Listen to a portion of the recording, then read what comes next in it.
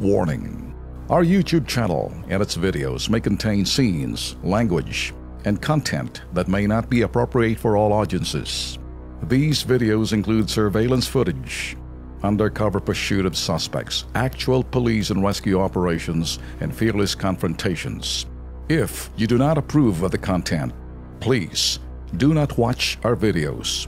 If you wish to continue, we strongly advise that you proceed with caution. Viewers' discretion is advised. Isang resort sa probinsya ng Zambales pinamumugaran ng panganib. Huh? Bakit? Eto, panoorin nyo.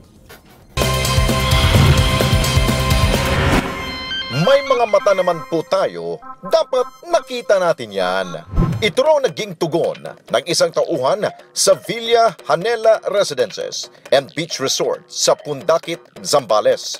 Nang aksidenteng madulas at maumpog ang ulo sa pader ng senior citizen at 62 anyo sa si Rowena Paginto habang naglalakad sa loob ng naturang resort. Sa sumbong na ipinadala sa Kilos Pronto, labis ang pagkadismaya ng pamilya ni Nanay Rowena sa umano'y kapabayaan ng pamunuan ng Villa Hanela.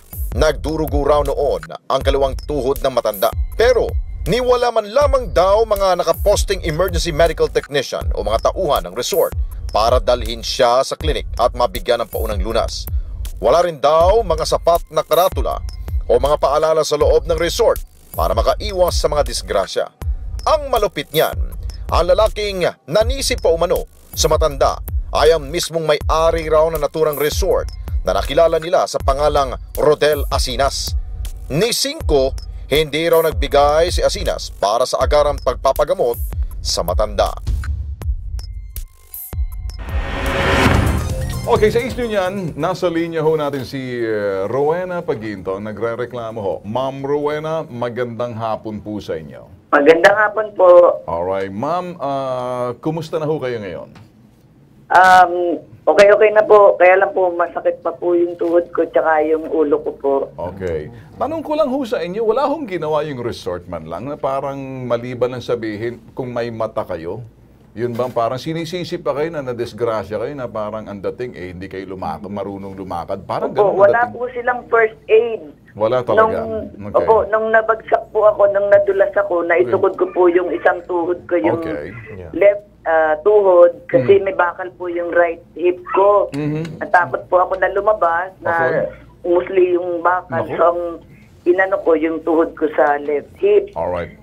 Pagdulas po, sumadsad yung tuhod ko dun Naku. sa buhangin, nagasgas. Okay. Sabay naman nauntog ako sa pader, napagod Okay. po ako, ang lakas talaga, parang naalog po yung ulo ko, na hilo-hilo po ako ng Ma'am? grabe. Ma'am, wala ho bang nakakita sa inyo sa resort o tumulong man lang na mabigyan kayo Meron ng po, agarang yung lunas? mga nagtatrabaho po doon, tsaka yung may-ari din po. Anong sinabi ho na may-ari sa inyo?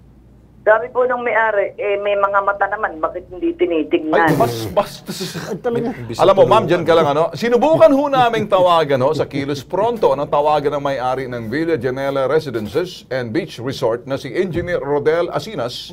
Abay, hindi sinasagot nitong loko-loko na to. Ngayon, dito ho, ano, aalamin ho natin, dito, pwede natin siguro tawagan dito. Pwedeng sinong, ano, eto kasi pag ganito, ano, ang mayor dito at gobernador, kung kayo ho'y nakikinig sa mahirap yung tawagan sila. Pero gusto natin linawin na marami na kaming hinawakan na ganitong klaseng reklamo sa Kilos Pronto. Pag ang isang resort, makinig kayo, lalo ka na yung inhinyero dyan, Rodel Asinas. Makinig ka, linisan mo, tahinga mo ng maayos. O ito, sasabihin namin sa'yo. Siguraduhin mo na kapag kayo mga resort owner, meron kayong liability insurance, kapag may nadisgrasya dyan, meron naman kayo kahit na papano pantulong ng konti. Hindi yung sisisihin ninyo, yung customer ninyo. Mga putok sa buho kayo. Ngayon, nandiyan na ba yung ating sinubukan natin, itong lokal na pamahalaan, si Estela del Oso, Antipolo ng San Antonio, Zambales, kung ikay mayor. Kami ho'y nananawagan sa hindi, patupos to. Governor Amor del Oso, ganun din. Tingnan nyo itong resort ng Villa Janela Residences and Beach Resort, ay dyan ho sa lugar na yan ng Zambales, saan parte ito? Sa San Antonio, Zambales. Mayor at yung sinasabing gobernador.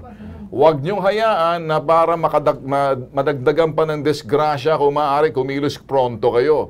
Ito'y patikim pa lang, nagwa-warm up pa lang kami ni Tol Erwin. Tama ba, Tol Erwin? Ay, tama yung Tol Ben. Yung sinasabi lamang natin dito ho, ay Mayor Antipolo, Governor Del Oso, magkamag-anak yata ito. Baka pwede ho, suspindihin niyo muna yung lisensya niyan. Diyos ko po, yung Business Permit and Licensing Office. Alam mo, Tol Ben, we found out na meron daw BPLO. Pero hindi sila accredited sa Department of Tourism. Dapat lamang. Abay, Pag pupunta yung mga turista dyan sa iyo, kung mabago kang ulo, sabihin, wala ba kayong mga mata? Hindi nasira pa ang DOT sa katarantaduhan ninyo. Kung i-accredit kayo dyan. Baka ang kanilang mata nasa taenga. Siguro. At yung taenga, mata. Ang problema, ang mata nitong mga may-ari nitong resort na to, makinig kayo, mga kulokoy kayo. Ikaw, inhinyero, sa susunod, at ang asawa mo sasabihin doon sa biktima, pobre, kung may mata, ikaw ba, may mata ka ba? Kahit na may mata ka, kung talagang madulas yung sinasabing malumot, o di kaya mga kung hindi yung pino yung semento ninyo, tsaka, kaya nadulas. Sus Mario Josep naman to. Ikaw, Lex, ano tingin mo? Imbis na tulungan, mas lalo pang pinasakit ang damdamin ng biktima. Walang mata. Di ba? Ay, naku talaga. Nakaka-insulto, hindi ba? Sus Mario Ay, Josep. kung ako tatay, oy, mga kapatid, mga kababayan, anong pangalan ng kumpanya niyan? Resort. Villa Hanelia, dyan sa Zambales, iwasan niyo yan. Kasi baka pag nadulas kayo, sabihan pa kayo baka singilin pa kayo ng engineer. Sabihin na natapyas yung semento namin, na dumihan. Hugasan namin, magbayad ka sa amin. Ingatan, iwasan niyo, layuan niyo muna yung Villa Hanelia na yan, sa Zambales. Ikaw naman, engineer. Sandali, nagmamadali. Baba mo, si Engineer Rodel Asinias, makinig ka. Inhinyero ka pa, kundi ka ba naman ob-ob. Dapat ang materials mo, yung sementong medyo hindi pulido. Correct. Yung parang may traction. Tama. Nakikinig ka ba? Tama. Hindi yung Madulas. parang nilagyan mo pa ata ng floor wax eh. Kaya nadulas yung tao. Malamang baka tinablan ng mga lumot dyan.